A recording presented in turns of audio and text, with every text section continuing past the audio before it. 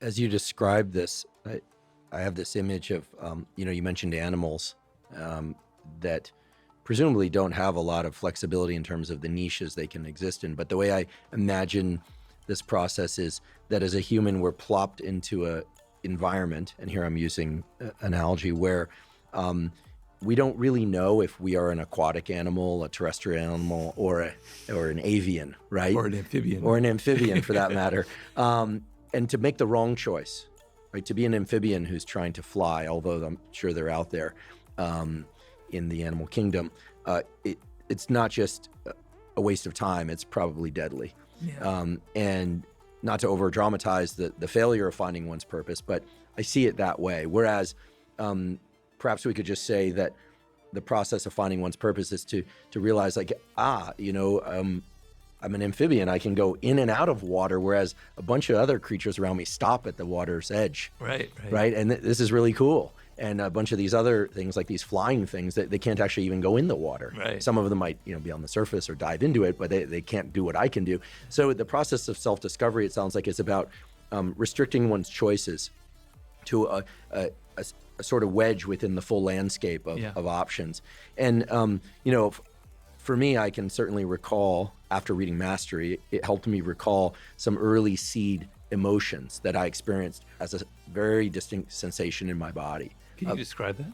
Yeah. Well, without making it too specific to my unique tastes, as a kid, I loved flora and fauna. I loved learning about biology. Sure. Yeah, no surprise there. But animals and how they move in particular, and fish, and going to a proper aquarium store for the first time for me, and going snorkeling for the first time was like, wow. And even as I describe it, it's almost like my body floats. I feel it in my left arm, of all things.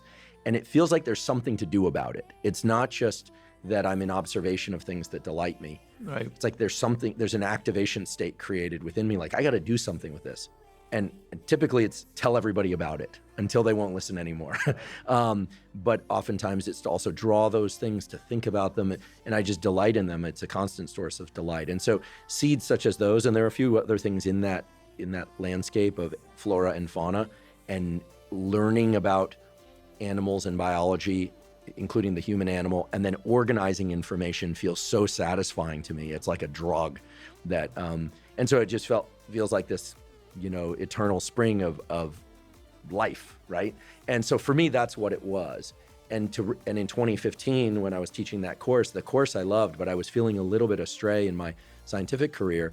And then I read Mastery, and I realized, yes, I love running a laboratory, I love teaching, but there's something else for me, and it has to do not with a podcast. I didn't even know what a podcast. I knew what a podcast was. I was listening to podcasts at that time, but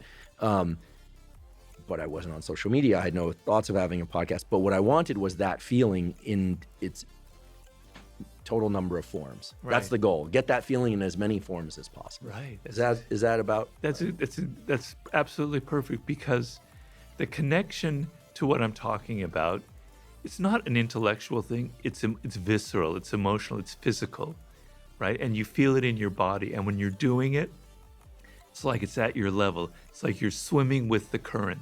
You feel it. Things are easy. Everything clicks together. There's a delight. Not everything is going to be delightful. There's going to be tedium involved. There's going to be moments of boredom.